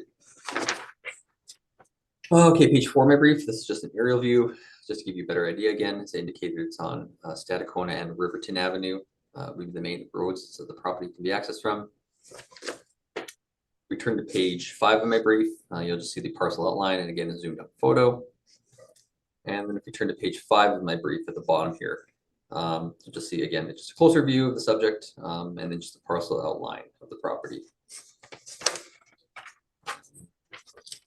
This is continued on page 6. This is just another aerial view just to show the different buildings. So you can see the different buildings, they're built in different stages. One thing I'll just note that, and Mr. Navarro I'm sure will touch on as well, but if you look on the page 6 at the very right-hand corner at the bottom there, you'll see a bunch of cars parked. So that piece of land there that those cars are parked on, that's not owned by the property owner. That's the city land. It's city-owned land, but it's being leased by the property owner for the use of parking. There's also another additional parking that goes further down. I believe it's, unfortunately, I don't have any pictures of that. I'm sure Mr. Navarro will show that. So I just want to give some context to that situation. So, but if we turn to page 7, we can just see some other photos of the property. So this would be facing on Stadacona Avenue. You can see Riverton on the corner here. So you can see, again, just the buildings, obviously the number of buildings. So they have loading in the front here and then some storage space in the back. It's continued on page 7. And then page 8, this is just a rear view of the subject facing Stadacona Avenue. And again, you just get a property, just to get an idea of the property and its context, how it's situated. Page 9, this is a street view photo of the subject, just facing Stadacona. And then on page 9 here, this is just a picture of the building. This would be on Riverton Avenue, just facing it, the property. So just to give you some pictures of the subject and its entirety and how it's situated. Okay, so we turn to page 10 of my brief. We'll see the income workup. So your class 1, this is a storage warehouse. As I indicated, we have 2 premises, one at 39,868 square feet. We're applying a model rent of $5.61 a square foot. And then we have another premise here at 28,718 square feet.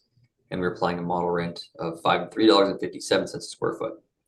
The reason for the lower rate per square foot on the smaller area is due to the fact that that particular space is unheated, kind of like we classify it as like a dead storage. So it's storage, but it's unheated. So henceforth, the reason why we applied a lower land model rate to acknowledge that. So whereas the other part is would be heated and more usable space. So that's just to give some context of the difference in rates. But overall, we're using a blended rent of $4.76 a square foot. So again, this gives us a leasable area of, a potential rent of $326,000, $326,182. The total leasable area again is $68,586.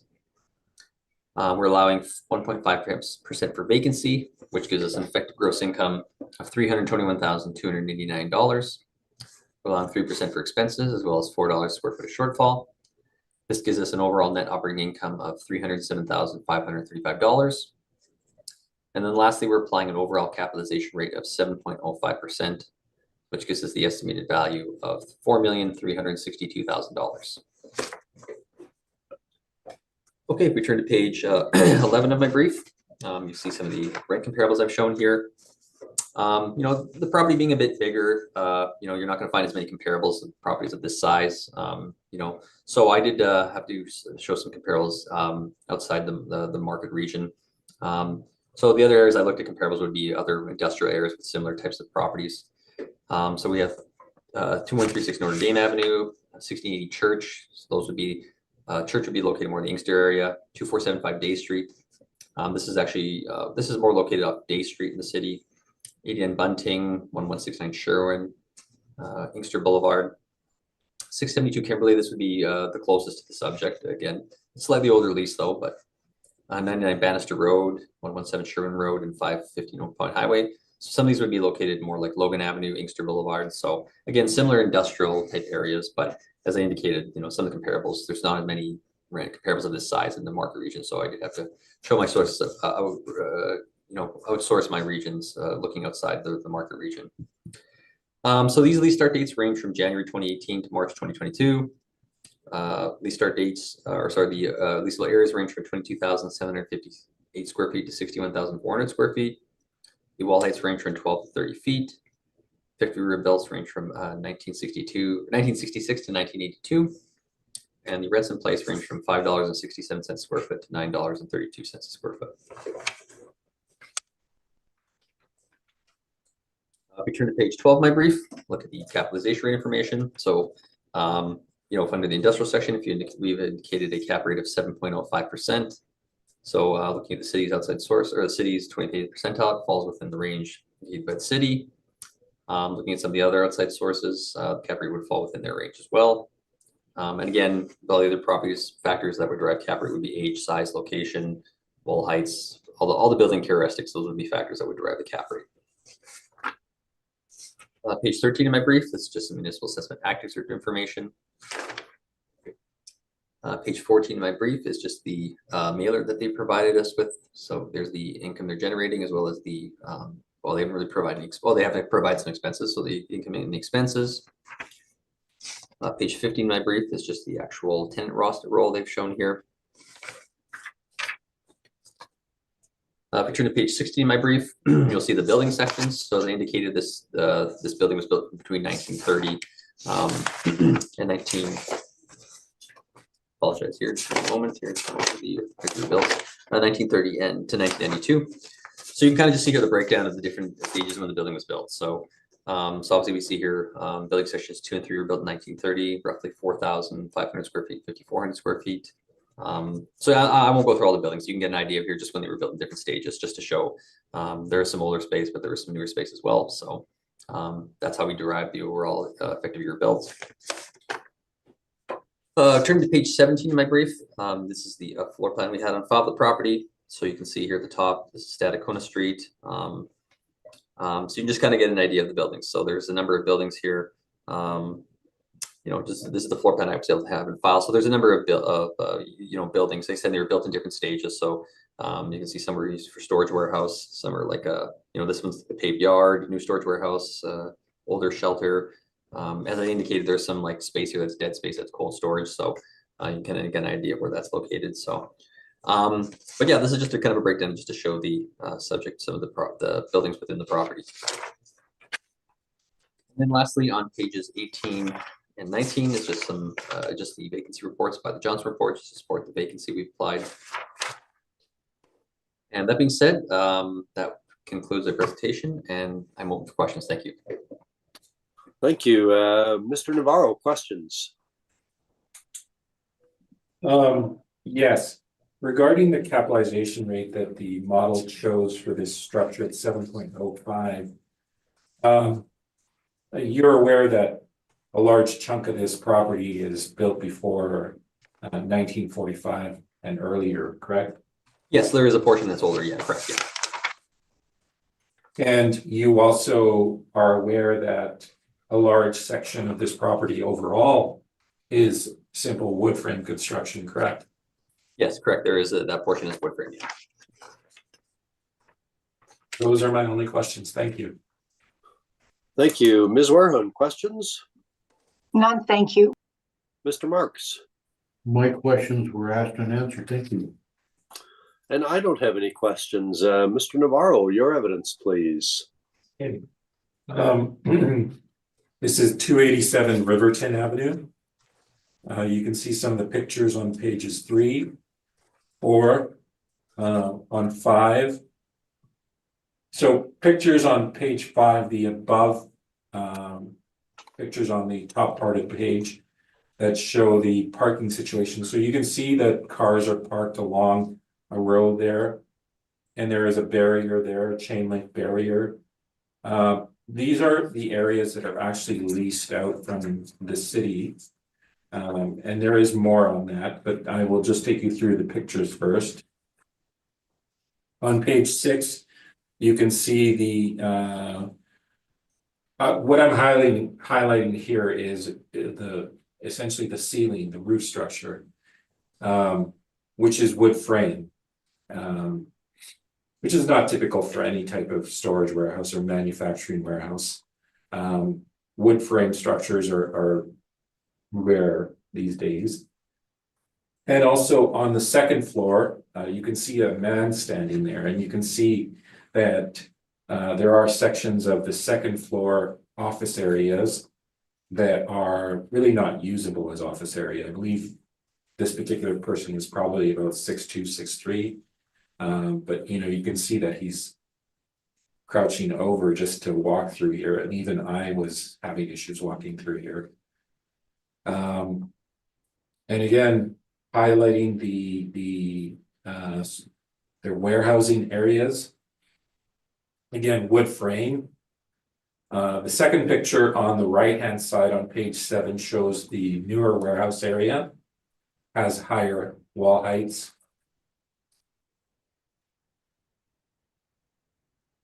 And then on page 11, you can see the property outline. So it doesn't have an exceedingly, it's not a good land to building ratio. Yeah, 1.34. That is low, especially for a manufacturing facility that has lots of employees, but it also has a retail area in the front. I believe you may have seen that on page 5.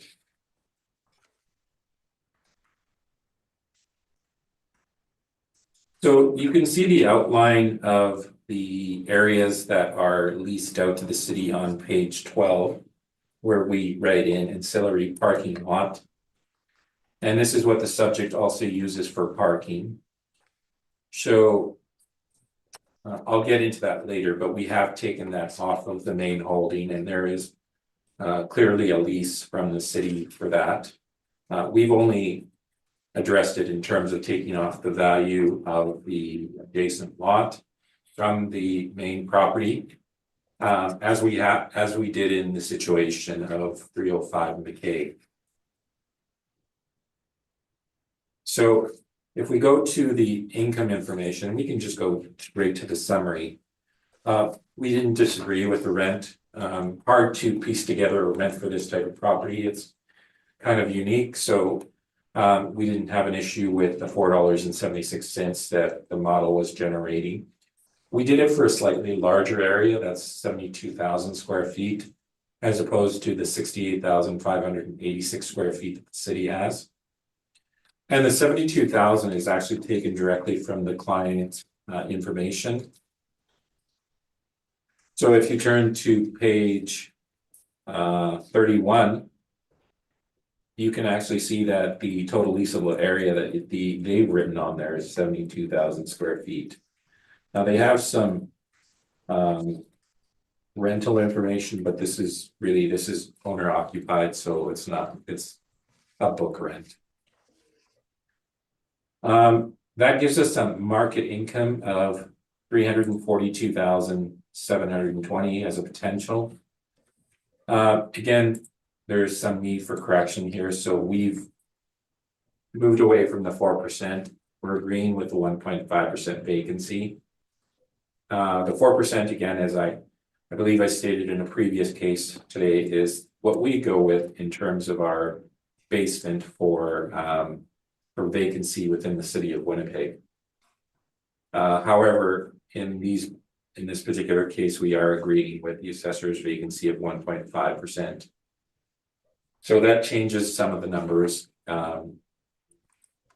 So rather than $13,709, we have $5,141.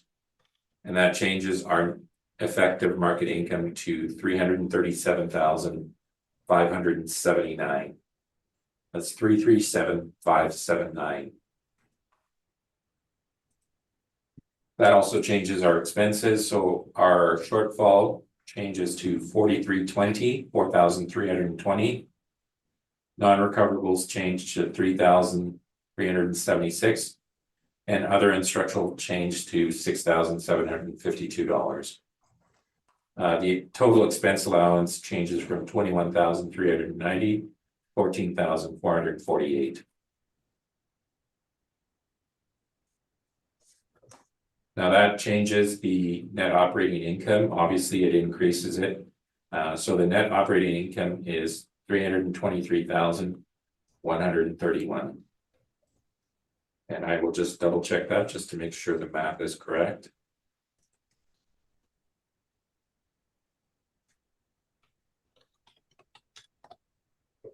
Yeah, 323,131. That's the net operating income. Now we've applied an 8% cap rate to this building. So that is 323,131 divided by 8%. That gives us a value of $4,039,137. And we've deducted the adjacent lot at 137,000. And that brings the total value to 3,902,138. That's 3,902,138 or 3,902,000 rounded.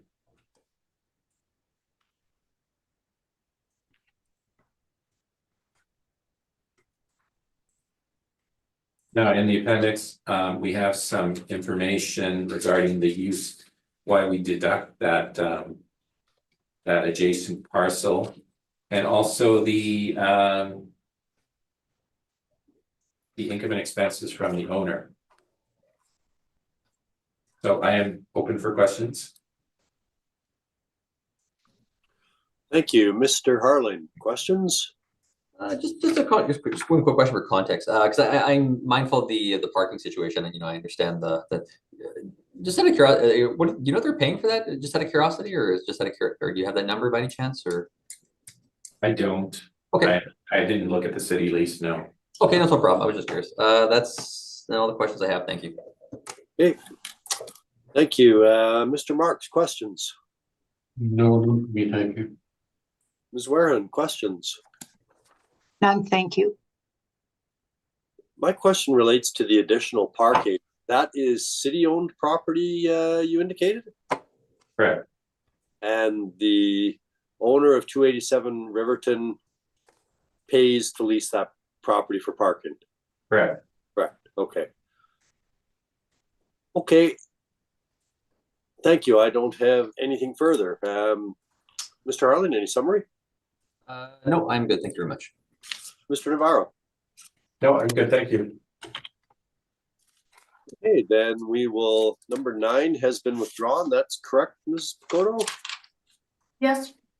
Okay, then we will move to number 10, and I think that's the last matter on the docket today. That's the street address of 1991 Dugald. Mr. Harlan, if you can introduce the property and provide your evidence, please. Thanks, Mr. Chairman. The file number is 24-1646.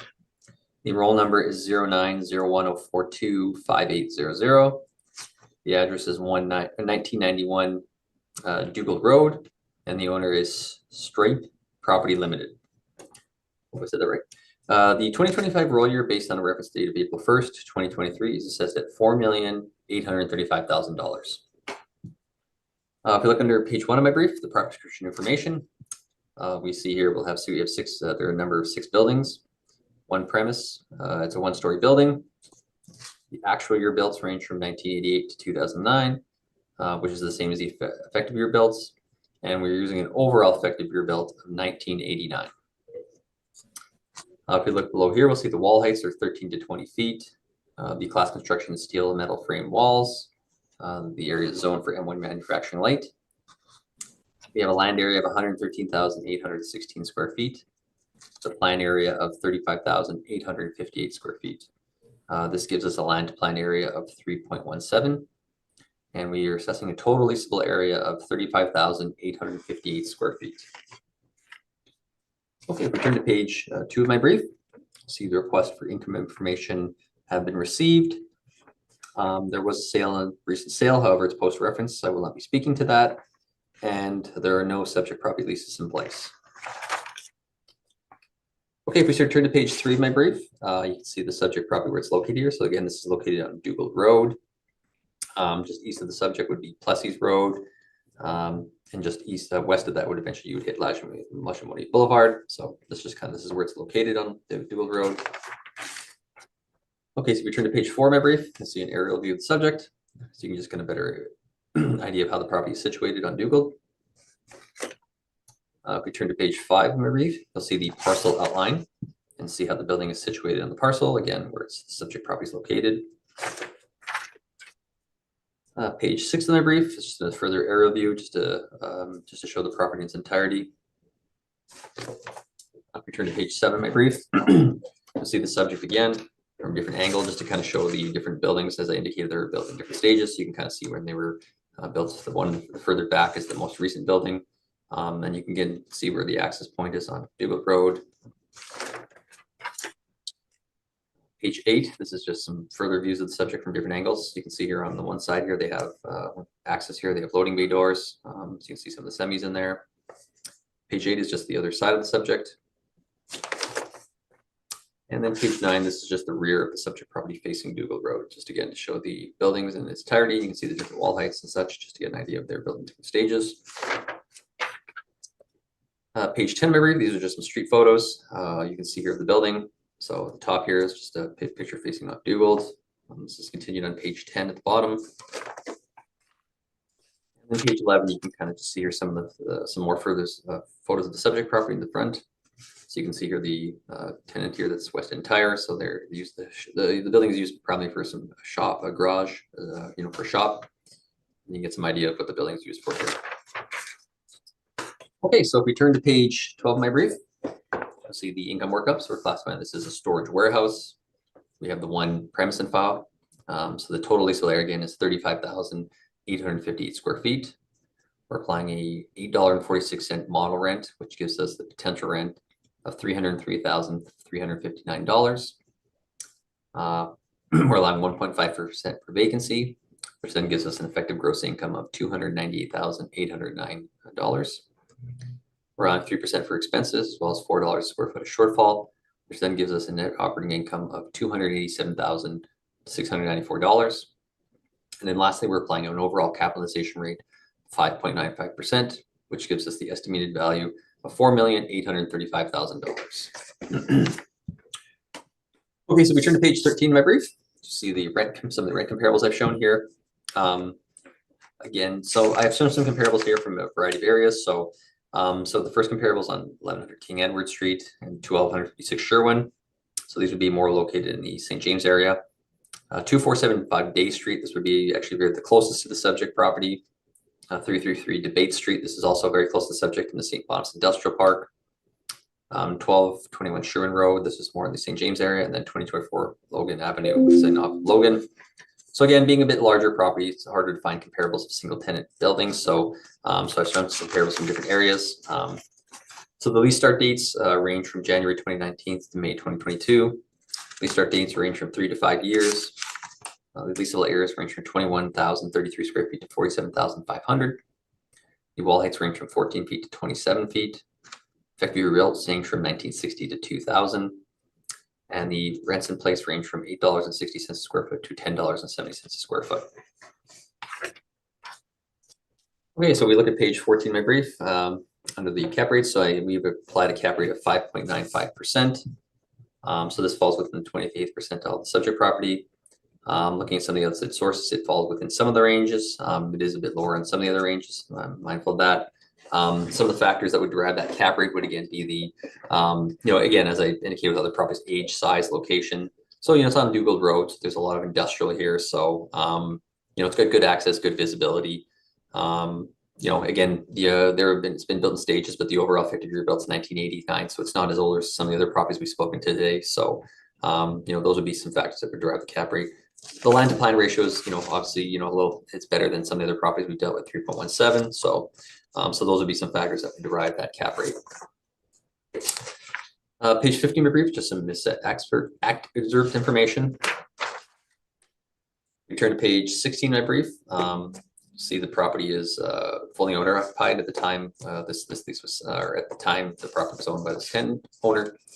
So there's no actual rent in place. This is fully owner occupied and just the expenses. This is continued on page 17 of my brief. If we turn to page 18 of my brief, I just have a floor plan of the building here, so you just can kind of get a better idea of the different buildings in the property. So, so you can see here, this is the existing facility initially, and the one here, and then the three parts. So as I indicated, the part in the back is the most newest. This was when it was added in 2009. So as I indicated, there was built in different stages, but this just gives you an idea of the entire building and when it was built in the area or the size of each of the units or the buildings that when it was built. And then if we turn to page 19 of my brief, I've just shown the building sections we have in file again, just to show the different stages when the building was built. So we have 1998, 1988. We have one section built in 1993, another one built in 1998, and then we have two sections, one built in 2000, and the other one built in 2009. So you can kind of just get an idea of when they were built. So there's different ages when they were built. That concludes my presentation, and I am open for questions. Thank you. Thank you. Mr. Navarro, any questions? I have no questions. Thank you. Thank you. Mr. Marks, any questions? None for me, thank you. Ms. Warren, questions? None, thank you. Well, I think I'm going to make it a clean sweep, and I don't have any questions. So, Mr. Navarro, your evidence, please. Sure. I'm just going to ask you to turn to page 18. That's the income summary. And again, we're going to move away from that 4% vacancy allowance to agree with the assessor's 1.5. I'll first speak to the rent though. It's $8.46 as a rental rate. And just so we're clear about this, on page 11, we have a set of comparables there. And you note that $8.46 is the assessor's rent in the model. And you'll note that the median of the rent comparables that I found was $8.46. So it wasn't by, I wasn't agreeing with it. It's just the way it worked out. It's a bit of a mathematical miracle on Friday. But that's why we went with the $8.46. So that produces a market income of $303,359. And again, we're changing the cap rate. We're agreeing with the assessor to knock it down to 1.5%. So we have a vacancy allowance of $4,550. That produces an effective market income of $298,809, $298,809. For shortfall, we go from $5,737 to $2,151. That's 2,151. For non-recoverable expenses, I've just lumped it in as a 3%.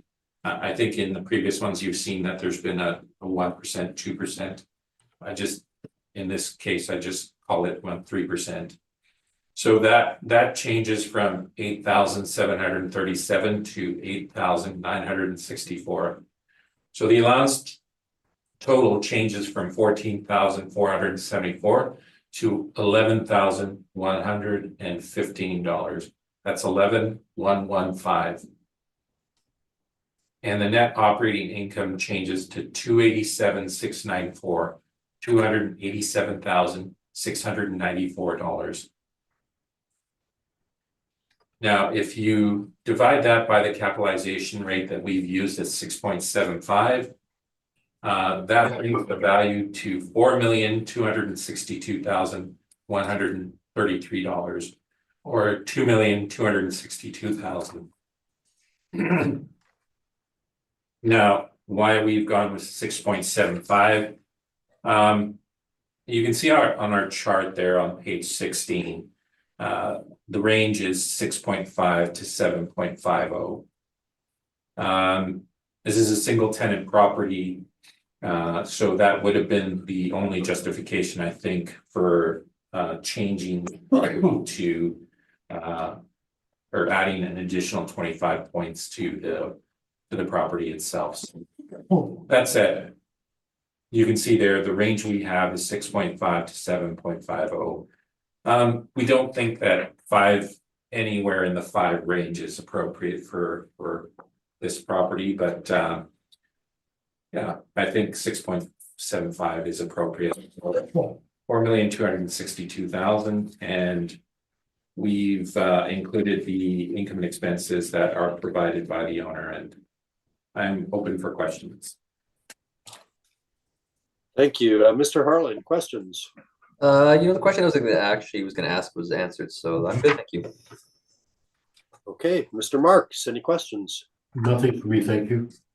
Ms. Wareham, questions? None, thank you. And I don't have any questions. Mr. Harlan, any summary?